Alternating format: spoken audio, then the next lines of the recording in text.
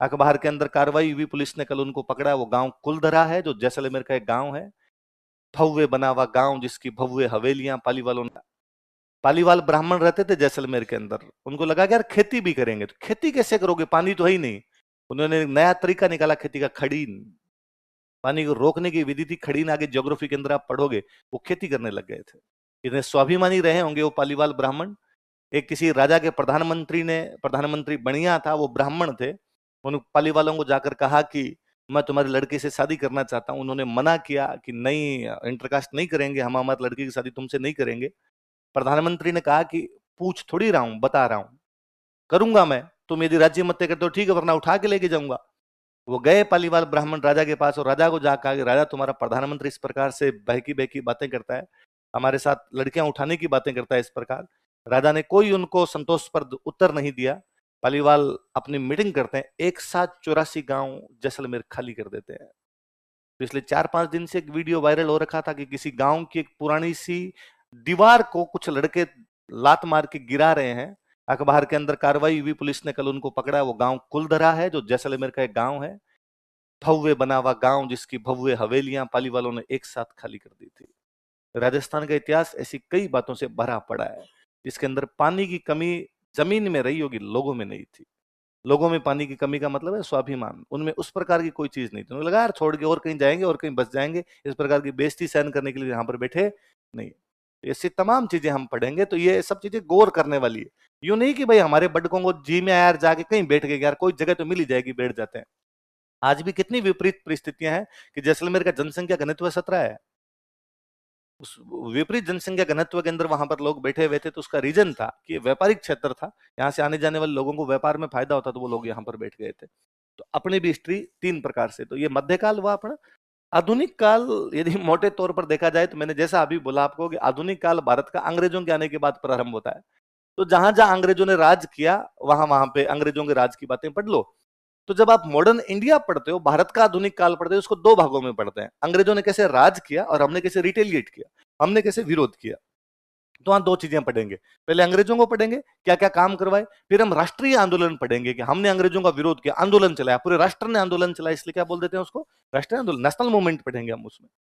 आप पूरा national movement पढ़ दोगे, उसमें राजस्थान का नाम नहीं आएगा। और आप नोटिस कीजिए, थोड़ा सा आपने 10th तक हिस्ट्री पढ़ी होगी, रिकॉल कीजिए, आपने पढ़ा होगा गांधी जी ने अहमदाबाद से दांडी तक की यात्रा की। आपने पढ़ा होगा जवाहरलाल नेहरू ने लाहौर के अंदर कहा था हमें स्वराज्य चाहिए। आपने पढ़ा होगा कि दादाभाई नौरोजी कलकत्ता के अंदर कह रहे थे कि हमें स्वराज्य चाहिए। आप पढ़ेंगे गांधी जी बॉम्बे के किसी एक ग्वालियर टैंक मैदान में खड़े होकर कह रहे हैं कि तुम मुझे खून दो, सॉरी करो या मरो। आप पढ़ेंगे सुभाष चंद्र बोस कहीं पे नारा लगा रहे हैं कि तुम मुझे खून दो, मैं तुम्हें आजादी दूंगा। आप बताइए मुझे, कब आपने ऐसा पढ़ा कि महात्मा गांधी ने करौली से भरतपुर तक की यात्रा की? कब आपने पढ़ा कि भगत सिंह ने बीकानेर में आके कहा कि इंकलाब जिंदाबाद? कब सुभाष चंद्र बोस ने जोधपुर से जयपुर तक की यात्रा निकाली और कहा कि तुम मुझे खून दो, मैं तुम्हें आजादी दूंगा? नहीं, क्योंकि यहां पर अंग्रेजों का राज नहीं था।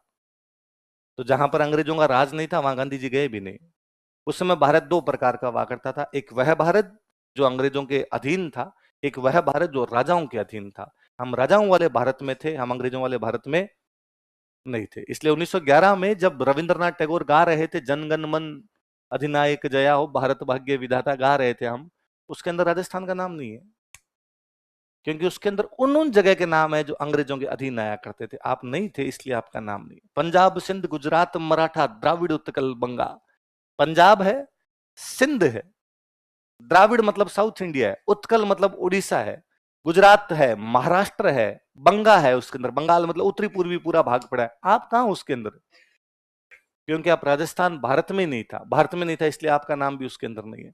उस दिशा से देखा जाए तो फिर राजस्थान की, इंडिया की हिस्ट्री में जब राजस्थान आई तो फिर राजस्थान का मॉडर्न इंडिया में पढ़ेंगे क्या?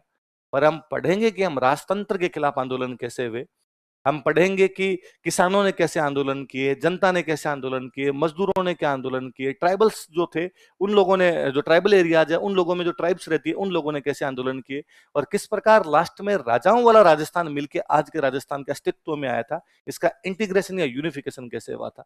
अपने लोगों को कहानियां सुनाने में मजे आए, उसे नाचने का शौक था, रमे नचाना आता था, तो अपने वालों ने कहा कहानियां हम सुना देंगे, तेरे को तोड़ने का अर्थ सुनाओ। उसने उन कहानियों को लिखना शुरू किया, इंटरेस्ट आए तो फिर उसने अपनी किताबें लानी शुरू की किसी बंदे का एक किताब सुना, वो कहीं गया तो उसने पूछा है मंदिर कितना पुराना है, लोगों ने कहा 1000 साल पुराना है, तो उसने उसकी हिस्ट्री फिर सुनी किसी से, फिर लिखी। धीरे धीरे वो अपनी बातें लिखने लग गया, और लिखने लग गया तो जब वो अपनी हिस्ट्री लिख रहा था तो अब वो मेवाड़ की भी लिख रहा था, मारवाड़ की भी लिख रहा था, बूंदी की भी लिख रहा था, बीकानेर की भी लिख रहा था, जैसलमेर के बारे में भी थोड़ा बहुत बता रहा था। वो जब वो सबके बारे में बता रहा था तो उसको लगा रहा इसको नाम क्या दूं, तो उसने पहली बार अपना नाम दिया था राजस्थान। क्या नाम दिया था? तो ये अपने को जो राजस्थान नाम मिला है, ये देने वाला कौन था? वो राजाओं के स्थानों के बारे में बता रहा था। राजाओं के स्थानों के बारे में बताओगे, राजाओं का स्थान, तो उसने दो वर्ड यूज में लिए थे। या तो अपने कहा था रायथान, क्या कहा था? राय, राय का मतलब राजा होता है, थान का मतलब जगह, तो राय थान, रायों का थान, रायों का स्थान। या बाद में एग्जैक्टली राजस्थान वर्ड यूज में लिया कि राजाओं का स्थान है, इसलिए क्या वर्ड यूज में लिया उसने? तो कोई पूछे कि राजस्थान को राजपूताना किसने कहा था? George Thomas. किसने कहा था? और राजस्थान को राजस्थान किसने कहा था? किसने कहा था? लिखो, जेम्स टोड। आरपीसी का क्वेश्चन है कि टोड से जब पूछा गया कि तुझे यदि राजस्थान में रहना पड़े तो कौन सा किला लेना पसंद करेगा, तो कौन सा? और अपनी कहानियां लिख के गया। उसने कहा भैंसरोडगढ़ दो दोस्तों ने मिलकर बनाया था, एक का नाम था भैंसा, एक का था रोड़ा। है कि नहीं है? पर वो ऐसा लिख के गया था कि भैंसरोडगढ़ का निर्माण किसने करवाया? भैंसा और रोड़ा। तो वो बड़ा उसने यार मजा आते हैं यार राजस्थान, क्या तुम आओ यार कभी अंग्रेजों का। ना भाई, पार नहीं पड़े, इतने तापमान में भाफड़ मिल जाए यार, आदमी की आईब्रो जल जाए, वहां पे क्या करेंगे जाके? तेरे को क्या अच्छा लगता है? लोग कैसे वहां के, छोड़ मौसम छोड़। उसने कहा लोग बड़े बहादुर है। क्या बात करते हो, कैसे? उसने कहा यार मैंने एक कहानी सुनी उनकी, एक किताब में पढ़ा उनकी, लोगों से सुना उस बारे में, कि किसी गांव के अंदर एक मंदिर था, उस मंदिर को तोड़ने के लिए 1000 लोगों की एक सेना आई। गांव में केवल 70 लड़के थे, 70 युवक थे, 70 सैनिक थे। वो 70 उन 1000 से लड़ने के लिए चले गए, केवल इस बात के लिए कि मंदिर की मूर्ति को हम तोड़ने नहीं देंगे। फिर गजब लड़े वो 70, मर गए वो लड़ते हुए, पर उन्होंने सामने वालों के 350 मारे थे, इसलिए बाकी वाले 650 चप्पलें हाथ में लेके भाग गए थे वहां से, मंदिर बचा लिया था। केवल 70 आदमी 1000 से लड़ने के लिए गए थे। उसने कहा ऐसे तो सैकड़ों एग्जाम्पल है, जब 7000 1 लाख से लड़ने के लिए चले गए थे, कोई 10 आदमी 50 से भिड़ने के लिए चले गए थे, ऐसी सैकड़ों सैकड़ों कहानियां। गजब बहादुर लोग हैं। तो अंग्रेज कहते कि यार मान लिया तेरा कि बहादुर है, पर अंग्रेजों से ज्यादा थोड़ी, अपने से ज्यादा थोड़ी है। उन्होंने कहा धीरे, चुप बैठे हैं उतने ठीक है, जिस दिन भाई साहब खड़े हुए ना अपने जूते मारेंगे। इसलिए अंग्रेजों को फाइनली टोड पे डाउट हुआ, और अंग्रेजों को लगा राजस्थान वाले तो भगवान जाने अपने से लड़ेंगे कि नहीं लड़ेंगे, ये कह के लड़वा देगा उनको। तुम बहुत तकड़े हो लड़ लो, तुम बहुत तकड़े हो लड़ लो, ये कभी अपने खिलाफ खड़े होंगे। इसलिए टोड को कहा गया कि तेरा ट्रांसफर वापस लंदन किया जाता है, वापस जा। टोड ने कहा मैं नोट्स लिख लूं एक बार पूरे, फिर चला जाऊंगा। ना, नोट्स वहां लिखना, तेरे यहां से तेरे को जाना ही पड़ेगा, जितनी बुक लेनी है वो ले। इसलिए टोड का जबरदस्ती ट्रांसफर किया गया। टोड बैठा है उदयपुर, टिकट ला के दी उसको कि बॉम्बे से जहाज है तेरा, रवाना हो यहां से। अब उदयपुर से उसको कहां जाना है?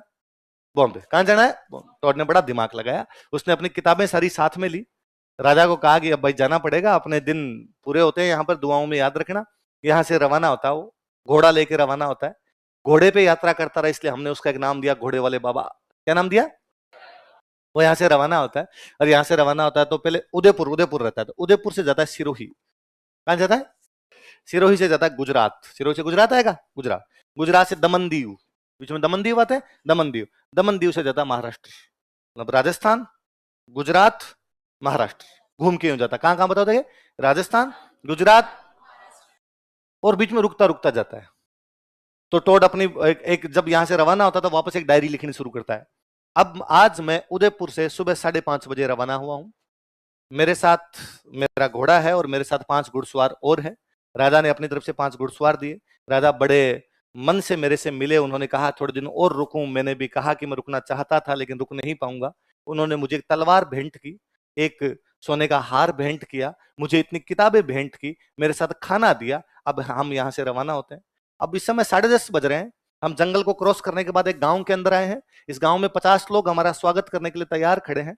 मैंने मेरे साथ आए 5 घुड़सवारों को वहां से वापस लौटाया। 5 अन्य घुड़सवार मेरे साथ यहाँ से रवाना हुए। हम एक मंदिर में गए, मंदिर में एक पुजारी जी है, उनसे मंदिर का इतिहास जाना, उनसे 2 पुरानी किताबें ली। अब हम यहाँ से आगे बढ़ रहे हैं। अब हम एक दूसरे गांव के अंदर है। इस गांव में फलाने आदिवासी जाति के लोग रहते हैं, इतने लोग रहते हैं, ये मक्के की खेती करते हैं। मेरे लिए मक्के की रोटी लाए थे, मेरी ये रोटी खाई। पूरा लिखता है, पूरा राजस्थान लिखता है, पूरा गुजरात लिखता है, पूरा महाराष्ट्र लिखता है। इसलिए उसकी बुक का नाम है ट्रेवल्स इन वेस्टर्न इंडिया।